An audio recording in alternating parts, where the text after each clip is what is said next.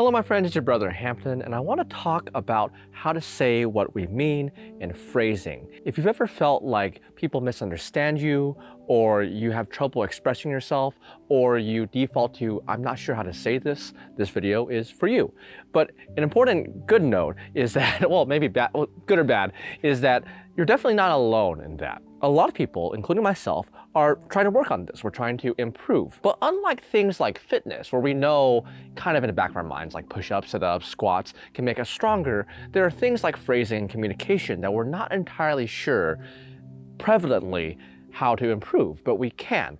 Now, ever since I was young, people have asked me to phrase things for them. So it's like, I don't want to go to this party, right? So how should I say this? Now, part of it might have been because my parents moved here and I was born here in the US, but other times it might be because as I grew, I realized that a lot of people just don't really want to phrase things, or they've never really put in the effort, even if they know how. So you're definitely not alone in that. And in fact, one of my favorite college professors did this thing where I asked him a question. It was about math.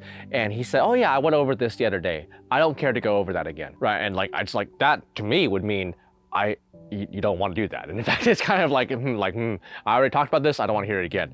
So I asked him later on, he was like, no, when I said I don't care to, it means I don't mind doing it. I'm like, okay. So that's like kind of like the opposite meaning of of how I took it and how others might take it. Now, I kind of knew him, so I was like, maybe he meant the other thing, and that's why I asked. But if I didn't, I might have gone maybe the rest of my life thinking that. So that times a million, billion, trillion, quadrillion, quintillion, right? It occurs many, many times. All the small interactions, every eyebrow raise, every twitch of the finger, every stray word that we have when we talk with our fellow humans, and we talk to people in general, actually talk to animals too. Think about how many times those small miscommunications add up, and how much better we might be if we had a more unified thought. Because we obviously all have things that we disagree on, things that we, even when expressed clearly, we disagree on.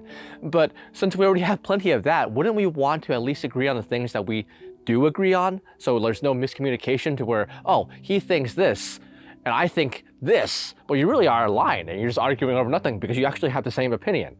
Now, thankfully, there are actually ways that we can improve this. And very broadly, learning how to speak our thoughts and say the things that we want to say, how we actually want to say them, is broken down into at least two parts. So first, we can identify what we want, because sometimes it is hard to actually know our own feelings. So that part is what I call introspection in my book, experiential introspection. So the art of trying new things and reflecting on those new things to learn how we actually feel about things. Because sometimes we don't know and we try to think, we think we can discover it inside, but sometimes the answer just isn't inside and we have to try it to know. So that introspection is very simple. Now I say simple and not easy, which are different in this context. So like even doing a 1,000-pound deadlift is simple, you just pick it up, but it's not easy. So it takes some time, it takes some practice to know how we're thinking. So when you're not sure how to express yourself, even if it's in the moment,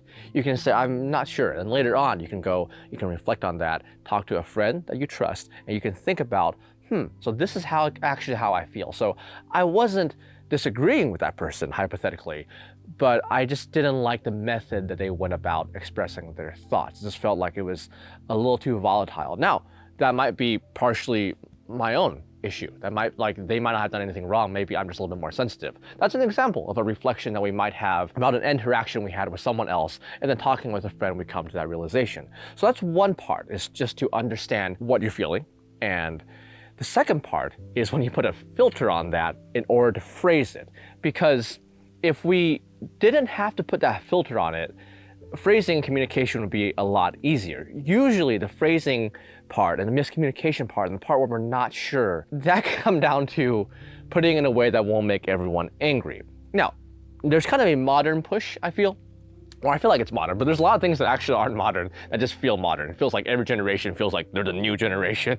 But of maybe being unapologetic about your thoughts. So like, no, I think this and that's just what I think. And then if you don't agree, whatever, right? So, but I feel like a lot of people still recognize that there are different contexts and different ways that we want to say things. We might have the same thought, the same belief on perhaps the latest news or the new food that everyone is eating, but we might express that thought differently to our partner, our boyfriend and girlfriend, our teacher, our coworker, our best friend. We might be more open with some people, we might be looser with others, and we might, if we know someone's aligned with us, we might speak more. And if we know someone's on the other side, we can talk to them, but we might not always want to get in an in-depth conversation. So we speak differently to different people, and that's usually where the phrasing is. So if someone were to ask you, hey, how does this shirt look on me?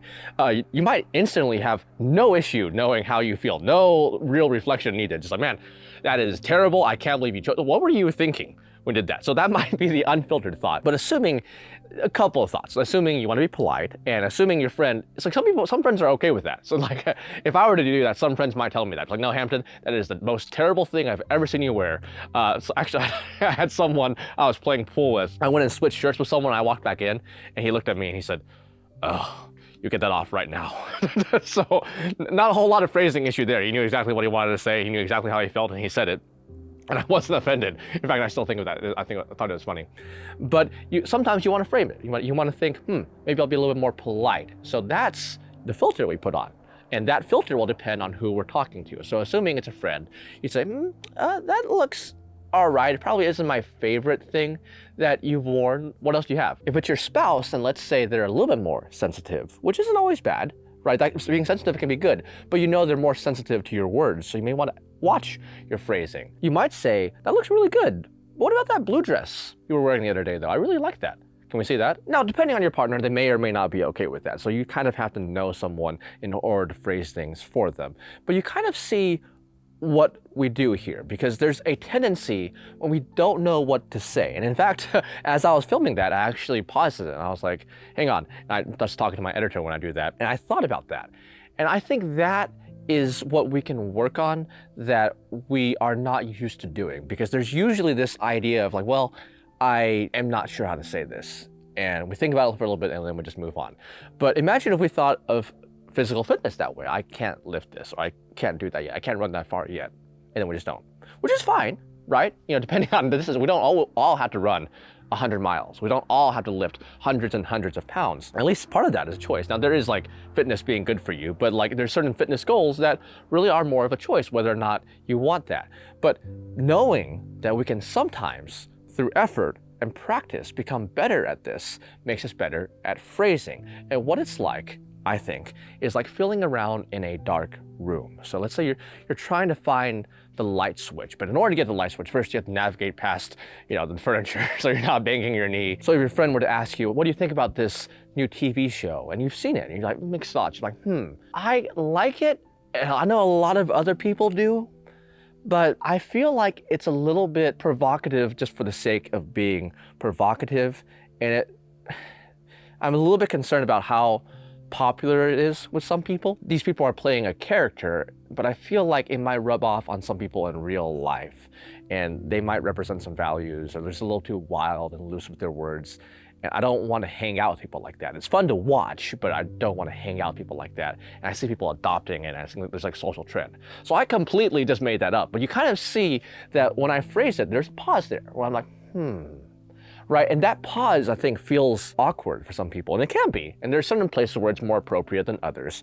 But when able, we can pause there and we can try to search for that word. And metaphorically, that's when we're looking around. Now, I'm sure there's some kind of neural process behind that I have to look up, but I don't know it. And thankfully, you don't have to know it either, because this is something that through practice seems to improve our ability. Because when we regularly try, we seem to improve at that. When we dig for those words, rather than just going the easier route and saying, I'm not sure what to say, which again, is also okay. Other things that can help, because once again, that's in the moment of conversation. Someone might talk over you, there might be a loud room, there might not always be an ability to pause, but learn to write down our thoughts and journaling sometimes, and even texting online sometimes, even writing emails. We usually have a little bit more time to think when we do that, right? So with that, we can backspace, think about that.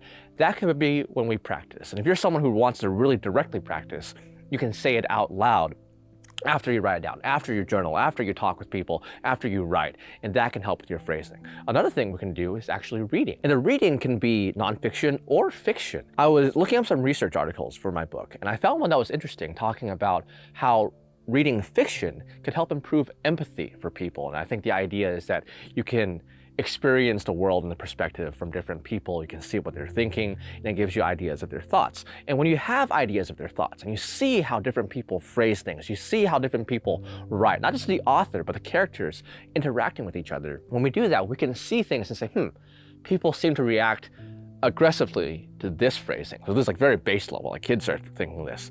But later on, we through the rest of our lives, we think, I really like how this person said that. It's like, yes to the concept, no to the execution. It's like, what a nice way of saying it. It's like I like the idea, but I feel like we could do it better. That's a different way of phrasing it. And then we can say, someone's like, no, absolutely not. It's terrible. And there's absolutely a little bit of a negative reaction to that, which we may be okay with. There are some things where we feel very strongly and we don't want, it's like you ever hear no is a full sentence? No. Actually, I have a whole video on saying no, a couple of them at this point. And my view on it is we can say, nope, I don't want to do that. To some things, no. And you can just say it again. But then there are other things where you may want to phrase it in a way that people understand. Like if someone's trying to really encroach on your boundaries, or someone's really trying, just a stranger trying to get money out of you, trying to guilt trip you, you might have that no reaction. But if it's your friends asking you out to dinner or saying, hey, you haven't hung out you haven't hung out with us in a while. I know you've really been busy at work, but it'd be great if you came out and had some dinner with us just for even a few minutes. You can just sit and you say no, and that's my full answer. You may realize that you might run out of friends eventually. So with something like that, you might say, yeah, I might come out for a little bit, but I've really been trying to do this. I appreciate you guys inviting me out. I really appreciate that. Please keep doing it. But I really want to get over this project. It's really weighing on my mind, and I know I'm not a perfect person, but I just can't help but think about it when I'm not actively working on it. I should be done in a couple of weeks. Something like that. Something like that helps phrase it in a way that might be a little bit more friendly. Going back to what we talked about earlier, it's within your rights. Just think about what you actually want to say and say, I'm going to say this. That looks terrible. I don't like that. I do like that. My name's Hampton. I like you. I don't like you. I'm leaving. These are all true things that oftentimes are well within our rights to say if we want. But as you can see from those examples, it can be good for us to practice the art, the skill of learning to phrase those thoughts and put a filter on them and frame them in a way that represents our feelings more. Not necessarily the intent, but how it's portrayed. If you think of it as a metaphor, it's just an object. It's a scene that we have, and we have a camera. So we can show the scene from the front, we can show it from the side, that's more cinematic. We can show it from here, oh, that looks a lot softer. We can show it from behind, and it's mysterious. It's still the same object, but we can show it from different angles. So we can have the same thought, we can still express our intent, but we can express in a way that's more aligned with how we want to express it. And as I mentioned before, it's not just about how we filter it. It's a big part of phrasing is also reflecting on ourselves. So when we think about how we do feel, when we introspect, when we reflect on our thoughts, after we have these experiences. That's part of our phrasing and communication. We have to know what we want before we can say what we want. So through learning to better phrase and communicate, we're not only learning more about other people and better communicating with other people, but we're also learning more about ourselves. And like many things in this video, it's a process. I'm learning how to better communicate, not just with others, but also with myself and also on video. And not only on video, but on different channels. So I speak differently when I'm on this channel versus my business channel versus when I'm doing shorts on my fitness channel. So if you're not perfect at it right away, if you still don't know what you want to say and it takes a little bit of time, you're not great at it yet, don't worry, because we all start somewhere.